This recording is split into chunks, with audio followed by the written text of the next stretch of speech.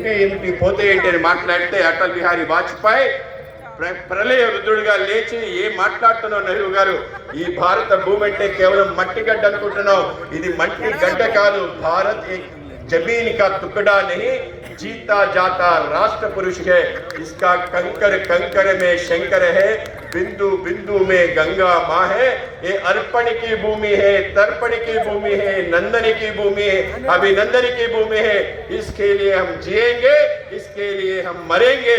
जब हम मर के हमारी हस्ती जब गंगा में बहती है तो कोई कान लगा के सुनता है तो एक ही आवाज आता है, భారత్ మాతా కి జై అని చెప్పి ఆయన చెప్పడం జరిగింది. అంటే ఈ భూమి మట్టి గడ్డ కాదు, అది జగజ్జనని, స్వయంగా ఈ యొక్క జగజ్జని యొక్క రాష్ట్ర పురుషుడు కనుక ఈ యొక్క భూమి పట్ల మాతాపుత్ర సంబంధం ఉండాలి. కనుక ఈ యొక్క భూమికి ఏం జరిగినా కూడా నీలో స్పందించాలి, ఆ విధంగా నీ యొక్క పరాక్రమాన్ని చూపించాలి, కానీ నిస్తేజంగా అలా పలాయనవాదం చేయకూడదు అని చెప్పి ఈ యొక్క దేశంలో ప్రతి అణువు, ప్రతి రాయి శంకరుడు, ప్రతి బిందువు కూడా గంగమ్మ, ఆ విధంగా ఈ దేశం కోసం జీవిస్తాం, దేశం కోసం మరణిస్తాం అని చెప్పి అద్భుత కవిత ద్వారా ఆ రోజు పార్లమెంట్ లో మాట్లాడితే ఎవరికి కూడా ఒక మాట లేదు. ఆ రోజు ఆ యొక్క పార్లమెంట్ లో ఉండే సుప్రసిద్ధ పార్లమెంటేరియన్ మహావీర్ చాగి గారు అన్నారు, నెహ్రూ గారు మీ తలకాయ మీద ఒక వెంట్రుక ముక్క కూడా లేదు, నువ్వు ఎందుకు పనికిరాని వాడవా అని చెప్పి అడగటం జరిగింది.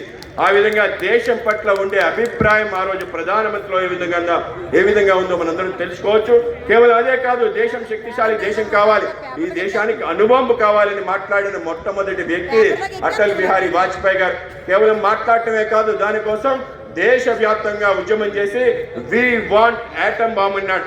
యాటమ్ బాంబ్ కోసం మొత్తం భారతీయ జనసంఘ కార్యకర్తలందరూ ఉద్యమం చేశారు, అనకాపల్లితో సహా చేస్తే ఆ రోజు అందరూ అన్నారు కమ్యూనిస్టులు, ఏమిటి భారతీయ జనసంఘ ఏముంటుంది, ఈ దేశాన్ని యుద్ధోన్మాదుల వైపు తీసుకెళ్తుంది, వీళ్ళు హిట్లర్ రాజ్యాన్ని భారతదేశంలో తీసుకురావాలనుకుంటారని మాట్లాడటం జరిగింది. నెహ్రూ గారు కూడా దాన్ని పెడి చెవున పెట్టారు. కానీ 62లో చైనా మనపై దాడి చేసిన తర్వాత మొదటిసారి తెలిసింది మనకి సైనిక శక్తి పెంపొందించుకోవాలి, ఈ దేశంలో అనేక రకాల బాంబులు పెట్టుకోవాలని ఒక ప్రయత్నం అప్పుడు ప్రారంభమైంది. కనుకనే అటల్ బిహారీ వాజ్పేయి గారు ప్రధానమంత్రిగా రెండోసారి 1998లో అయిన తర్వాత మొదటి చేసిన పని ఏదైనా ఉంది అంటే అది పోఖ్రాన్ అణు విస్ఫోటనం చేసి భారతదేశం ఒక అణు శక్తి దేశంగా ప్రకటించడంతో పాటు ఒక శక్తిశాలి దేశంగా నిలబెట్టడం కారణంగానే ఏ దేశం కూడా ఈ దేశంపై కన్నెర చేయడం కానీ కాళ్ళు రువే ప్రయత్నం కానీ చెయ్యకుండా ఒక శక్తిశాలి దేశంగా నిలబెట్టాడు.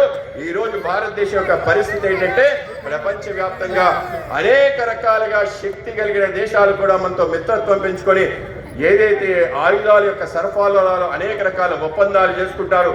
ఇవాళ నరేంద్ర మోడీ గారి నేతృత్వంలో మొదటిసారి 60% పైగా మనమే దేశంగా మనకి కావలసిన సైనిక సంపత్తిని పెంచుకునే ఒక గొప్ప తరుణం వచ్చింది. 30,000 కోట్ల రూపాయలు ఎగుమతి చేసే గొప్ప అవకాశం వచ్చింది. ఆ రోజు అటల్జీ చేసిన ప్రయత్నమే ఇవాళ నరేంద్ర మోడీ గారు ముందుకు తీసుకెళ్తున్నారు. దేశం ఒక శక్తిశాలి దేశంగా నిలపటం జరిగిందనే విషయం మనందరూ కూడా తప్పనిసరిగా గమనించాలి. అలాగే దేశానికి సంబంధించి అనేక విషయాల కోసం గోవా విముక్తి కోసం పోరాటం చేసి గోవా ఈ దేశం పోర్చుగీస్ ఈ దేశం నుంచి వెళ్ళిపోవడానికి ముఖ్యమైన కారణం అటల్ బిహారీ వాజ్పేయి గారు. కచ్ ఉద్యమం చేశారు, బేరుబారి ఉద్యమం చేశారు, అనేక రకాల విషయాలపైన పోరాటం చేశారు, నికార్సుగా ఆలోచన చేశారు. ఆ విధమైన ప్రయత్నంలో ఆయన చేసిన అతి ముఖ్యమైన ప్రయత్నం ఏంటంటే ఈ దేశంలో కాంగ్రెస్ ఇతర ప్రభుత్వం ఏర్పాటు చేయాలని ఆయన ప్రయత్నం కారణంగా 1962లో 2 రాష్ట్రాల్లో బీహార్ అలాగే రాజస్థాన్ లో సంయుక్త విధాయకతలు ఏర్పాటు చేసి 2 ప్రభుత్వాలు ఏర్పాటు చేయడం జరిగింది. ఒక పెద్ద ప్రయత్నం చేశారు దేశవ్యాప్తంగా. మనందరం కలిసి కాంగ్రెస్ ని గట్టి కనిపించాలి, ఇందిరాగాంధీ ప్రభుత్వం దించే ఒక గొప్ప ప్రయత్నం చేశారు.